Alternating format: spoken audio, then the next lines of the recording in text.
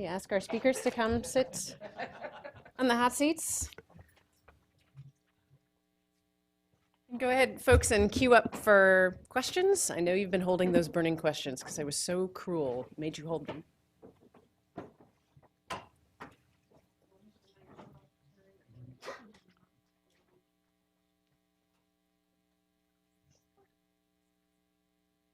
All right, Karen.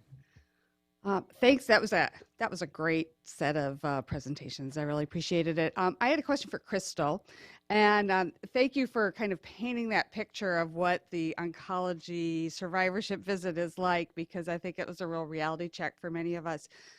But I was wondering if you, as an oncologist, would have sort of like the ideal set of information about resources, or kind of the ideal resource list, or for weight loss and fitness resources for your patients. What would that look like? What kind of information would it have, and what would you want to know in order to make referrals to a place? Oh, gee, I'm not good at technology.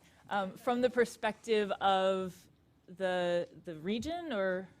Yeah, for Okay. your patients. Yeah. So I would love to have, honestly, some sort of interface either within my EMR or something I could easily pull up on the internet that I could put in Philadelphia, Pennsylvania, here's my zip code, press a button, and here's my weight loss resources, here's my physical activity resources that offer cancer survivor-oriented programs. Here's the trainers that have that expertise, sort of all, and then I can print that out or put that as part of my AVS, connect that back into my AVS, and then when I go to hand my patient their AVS at the end of the video, AVS is after visit summary, when I go to hand them that AVS, in the sort of patient instruction section, that would all be there. So if there was a way that within the context of the 15 minutes maybe that I spend with my patient, that I can just be like, oh, you live in Harrisburg or you live in Harleysville, let's see what's in your area, and it all just sort of happens, that would be great.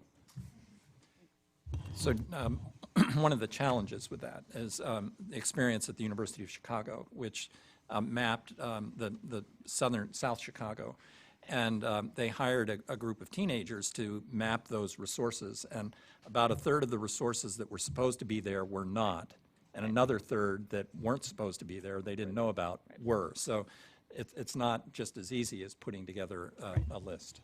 So I actually want to keep talking about this because this is something that the American Cancer Society and ASCO and the George Washington Cancer Institute have been talking about creating.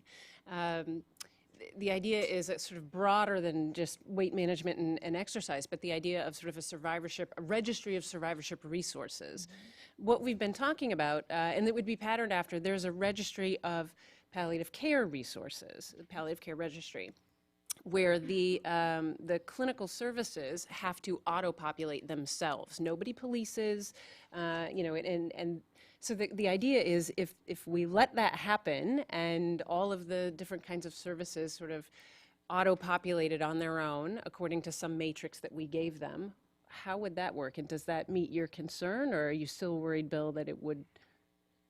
Well, I don't know enough about the details of the mapping and whether those resources, those third of resources, would be otherwise available. I suspect it very much depends on the community and how plugged in those organizations are. But it's a real barrier if we don't know what the community resources are to which you can begin to refer people. I do think actually it is nice to be able to have that sort of resource assessment. I know even within our own institution, when we were planning our survivorship program, I did a resource assessment as part of the initial lay of the land, and was surprised at how many resources within my campus, A, affiliated themselves as being a survivorship resource, and B, actually existed. There were things that maybe I wasn't necessarily thinking about as a survivorship resource that, as it turned out, provided survivorship care. So I do think that you can ask people to identify themselves, and I think you are running the risk of potentially either not catching everybody if they're not engaged, or potentially finding some resources that maybe aren't as survivorship oriented as they should be. But overall, you probably would be surprised at what's actually in your backyard. I should add, I think the idea is sound, and the output from this University of Chicago program was just what you described. It was a list of resources that came with the recommendation of the provider. So it's just a matter of populating.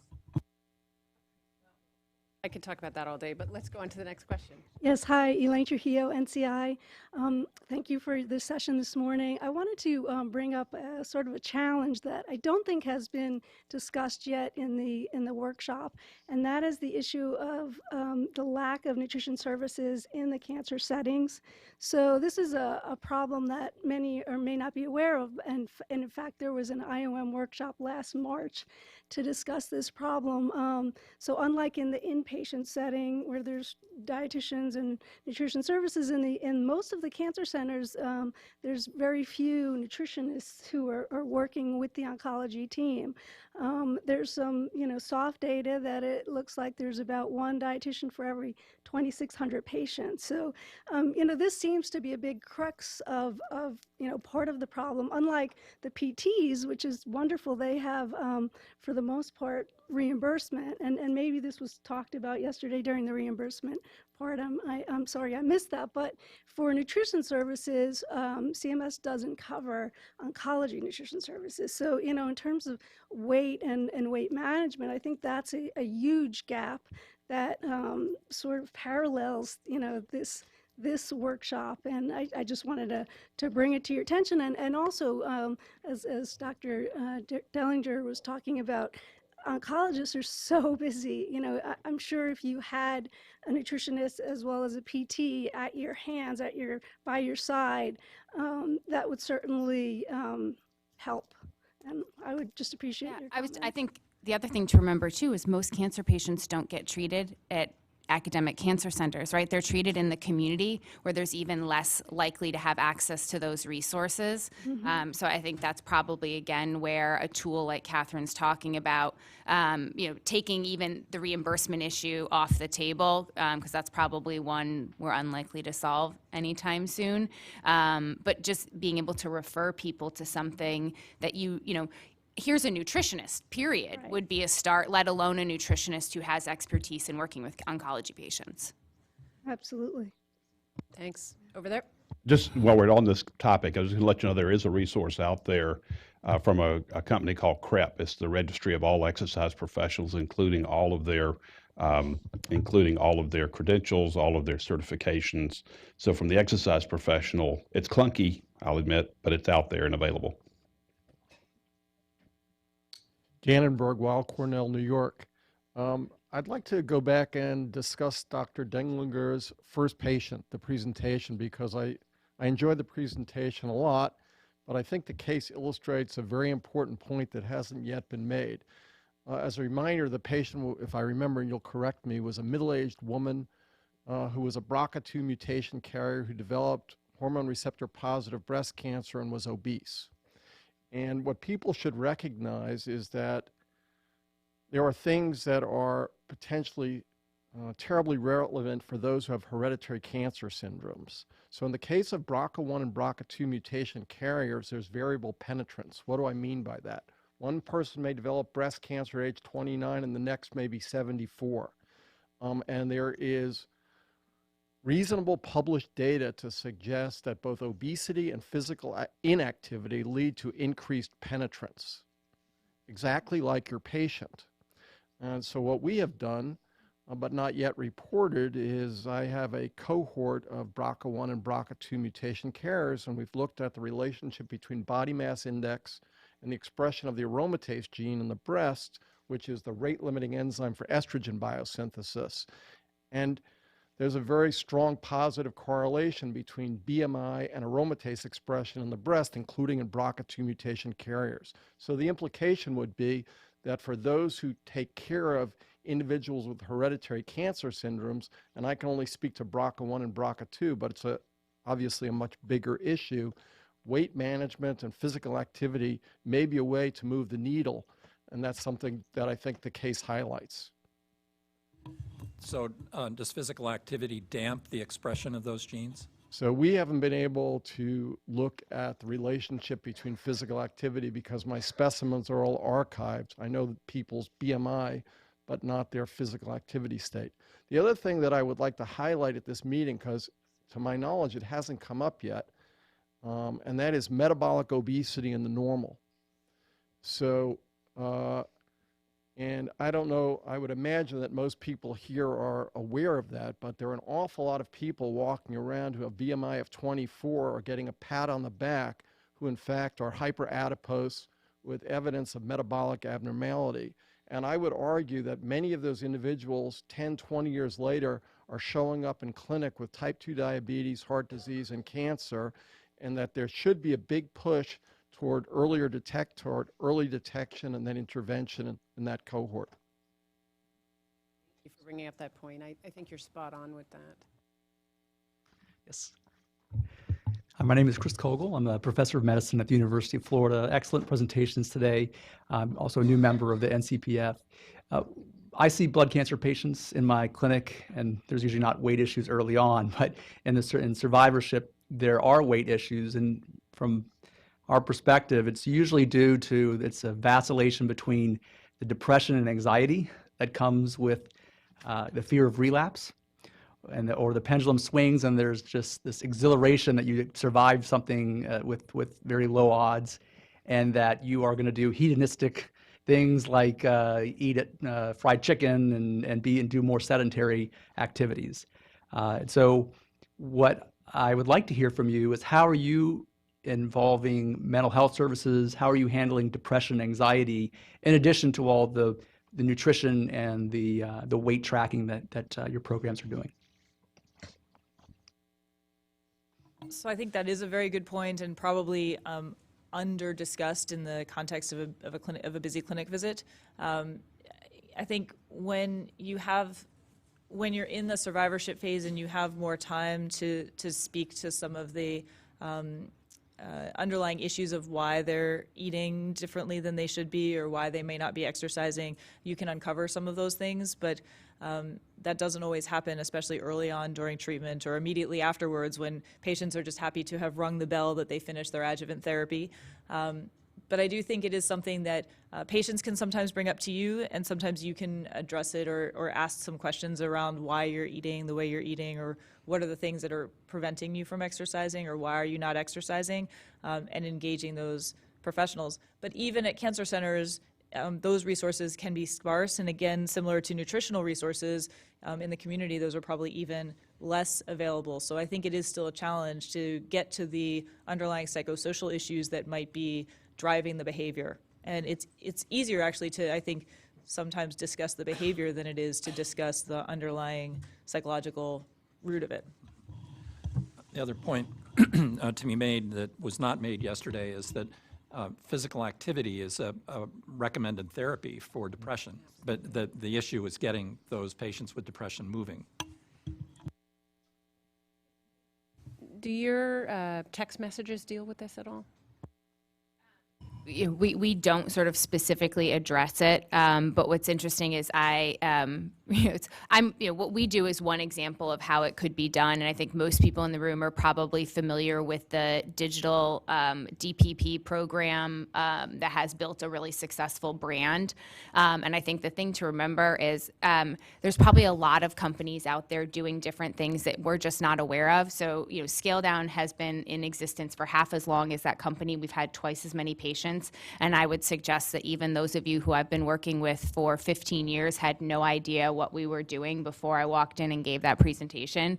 So I think the challenge is that there's a lot of companies out there doing things and offering services with wonderful intentions and great science behind them, and scientists on their team, and just figuring out who they are and where they are is one of those. And telemedicine around behavioral health is an area in the digital and technology world that is booming, in part because, particularly with cancer patients, right? This idea of, I don't want to return to the scene of the crime. They may not want to come back to Fox Chase for their mental health treatment, but they might be willing to do a telemedicine in-person visit with a social worker from home, and telemedicine behavioral health is actually a space that is really robust in the science. There's actually a shortage of providers. Every telemedicine behavioral health company I know of is struggling to find providers, and they're doing great work. So I think, just realizing that there's a lot of companies out there that are offering these services and using technology to facilitate that. Again, I think it's the challenge of how do we connect those resources to clinicians so that a clinician doesn't just have to rely on the handful of social workers that are in the hospital clinic, but can refer out. So, the one thing is, sometimes when I hear, Crystal, I loved the account of a busy day, and nobody would say that oncologists aren't really strung out as far as trying to deliver the care. And let's face it, your primary concern is getting patients the treatment, the oncology treatment that they do need. That being said, I think it's important to look at trends over time as far as weight gain. And now, granted, the data are dirty because, there have been changes in chemotherapeutic agents and that sort of thing. But if you look at where the average weight gain was of a woman with breast cancer back in the 1990s, 1 out of 4 women gained over 22 pounds during the course of chemo, and you're not seeing that anymore. And I think that oncologists have made some strides as far as saying, hey, wait, you're not going to lose weight, you're going to gain weight. And so you need to be careful about, just planting the message about what you eat. And I do think the oncologist being on the front line has to approach that issue proactively. And I do think that it would be really interesting to do something down the line of the Brenda Nevijan program, that the Healthy Nurse, Healthy Nation. I mean, could we do that? Could the, ASCO roll that out? That would be really kind of cool. And I do think, being a dietitian, there are not, there were enough dietitians when we delivered care inpatient, but now that care is delivered on an outpatient setting, there are clearly not enough dietitians. And it would be so great for you to say, well, here's the referral, that you would need. But I do think that you do, just saying some simple things, just as we do not really come down heavy-handed on pediatric obesity. Well, what we say is, replace the soda that you drink with water. I mean, there are some simple messages that an oncologist really could deliver, basically saying, do you have regular soft drinks in your, refrigerator? Maybe now is the time to clean out your pantry so that you can, proceed with your chemotherapy. So taking the moment, seizing the moment. So I'm going to speak as my own personal practice, not speaking on all oncologists. And I am a gastrointestinal oncologist, so I see a lot of esophagus, gastric, pancreas, and colorectal cancer patients. And so in my practice, I actually do talk about this from day one, because for the esophagus cancer patients, they're going to have major changes in their eating habits, and they are going to potentially lose weight. They've already lost weight to begin with, but I don't want them losing weight through treatment. And in fact, I typically put in feeding tubes to prevent weight loss. In my colorectal population, they're going to have bowel habit changes. And during chemotherapy, they may have more diarrhea because they have an ostomy in place after surgery if they have a rectal tumor, or they may have had part of their colon removed and their bowel habits are different. But we do talk about, what are you drinking? What are you eating? How often are you eating? And I do that from the beginning, because I recognize that dietary habits are hard to change, and they're going to have to be changed because of the cancer that they have and the GI tract alterations that they're going to have. I don't know that everyone does that, even in my own GI practice, but it is something that I think you have to do early and you have to do often in order to be able to actually make changes. Because people do think soda is a hydrating drink. And so there's like a rule in my clinic: no carbonated beverages, coffee and tea aren't hydration. And we talk about that a lot, but I do that. I don't know that all of my colleagues do. Yeah, and let's face it, GI cancers are a different story than breast cancer and some of the other cancers. So one of the things that we're working on is getting hospitals to be sugar drink free. Because what's the patient's perception after you've counseled them to discontinue soft drinks, and they go down to the cafeteria and that's all they see in the machines? Yeah, and well, in hospital cafeterias, actually- we won't even get into that, right? So, This brought up something that all three of you mentioned, and I think it's really important for us to log in here as something that was a common thread, which is patient activation around this issue. So, an engagement with the issue. So I know from, we talked about cardiac rehab last night. So cardiac rehab is a great model, but last data I saw, 25% of people who are prescribed cardiac rehab actually show up and partake of that benefit. You talked about the benefit in Blue Cross, for weight management not really being taken advantage of. So can you kind of speak to this idea, all three of you, of activating patients empowering patients to really take this on? Where's the low-hanging fruit there? So I think that we can actually learn from the commercial world. So we have a partnership where Scale Down is offered free. The entity pays for it, and 25% of people opt in, right? Same.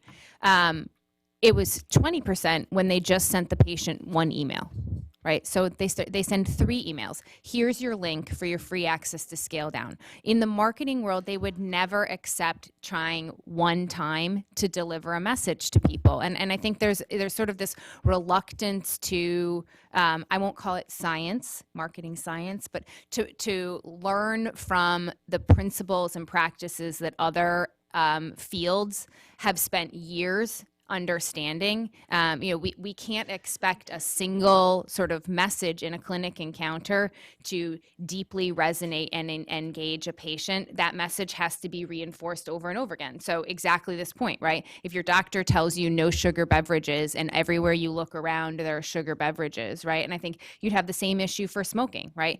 You're a head and neck cancer patient. You should quit smoking, and you walk out the door of the hospital and you have to walk through a cloud of smokers in order to leave the facility, right? Like, it's not a healthy campus environment.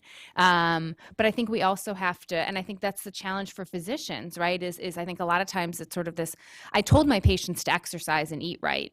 Check that box. And it's because, compared to a lot of their colleagues who aren't even checking the box, they're way ahead of the game. But we have to reinforce that message over and over again. Essentially, we're selling activity and weight loss. And I think, it's an uncomfortable place to be as clinicians and scientists, because we went into this field because we didn't want to have to go into advertising and marketing, right? But the reality is, like, that's where we are. We're competing with sloths and puppies for people's attention, and we have to own that. Three last questions. Yeah, this is maybe not so much a question, but I wanted to make a comment on the last discussion of the issue of depression. There's actually a lot of literature that's being published that demonstrates that if you don't deal with depression, in fact, you can't get people to take on health behaviors. This has been an area that has not been sufficiently addressed in weight loss management programs. There are tools that are available for screening for depression. It's a very prevalent condition in the population. To my knowledge, none of the NIH primarily weight loss trials have focused on this question, but as we roll it out to the community, it's a major reason why people are not engaging, because if we don't address, and once depression is addressed, there's good data that people are much more likely to manage their diabetes properly. So, I think this is an important issue for the oncology community, whether people have long-standing depression or whether they have a reactive depression from dealing from their multiple comorbid diseases, right? So I think this is a challenge that would be important to take on. Hi, Sherzad Mama from Penn State. I wanted to echo Wendy's comment about having the physician make the message, and then also Kate's about how we have to reiterate and kind of bombard people with the message. And I largely work in underserved communities, so I'm on the community side, not the clinical side, and my participants tell me that they want to hear the message from their physician. So if we don't have the physician echoing the message, it kind of undermines the work that we're doing in the community. I also wanted to talk about Dr. Dietz's comment about how our physicians are largely uneducated about the recommendations for physical activity or probably healthy eating habits and things like that.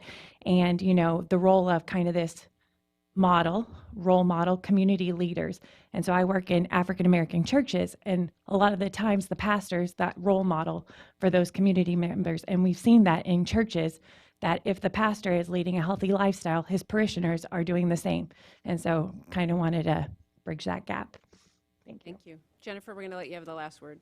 Great, thank you. So, when we think about getting patients engaged and the role that the physician plays and the amount of time that the physician spends in talking about this versus talking about all the other things that need to be covered in an oncology visit, I think we can't get away from the fact of where our level of evidence is right now. And if we really had the data to tell people, they're not just connections, but we know that making these changes will actually help you do better because we have randomized data that show this will lower your risk of recurrence. That is a way to get people engaged and motivated. And when you think about what the physicians are doing, when I'm working with breast cancer patients or when Crystal was working with her patient, you have to think about the amount of time that you have in the visit and the level of evidence there is to support what you're working with on the patient.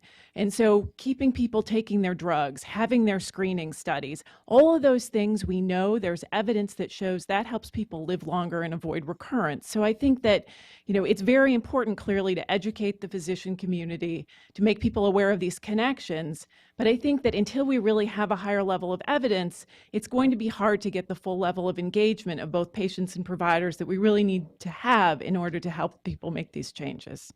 Except that we do have the level of evidence for managing toxicities. So, if patients care about the fact that they've got these aromatase inhibitors, symptoms, and they've got these arthralgias, they've got pain, they've got fatigue, and that we know these interventions help, I think that is activating.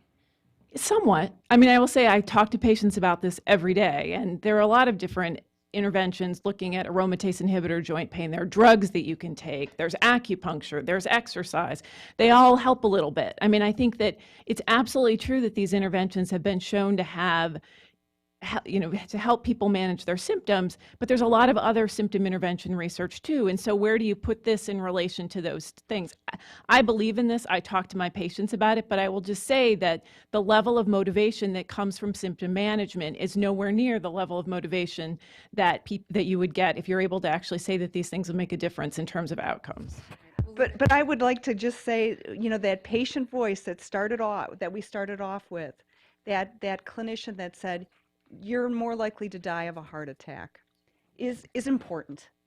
And we have evidence that a healthy weight and physical activity is helpful for cardiovascular disease. I think the other thing to remember is if you look at yesterday, we're talking about the DPP and primary care, right? We have the evidence that the DPP is as effective or more effective than metformin and at a lower cost, and yet we still in primary care don't see physicians, doing all of this work around diet and activity of the DPP. So I think to assume that, getting comparable evidence in the oncology setting is going to lead oncologists to behave in a different way than primary care docs behave around prediabetes is an assumption that's probably subject to some question.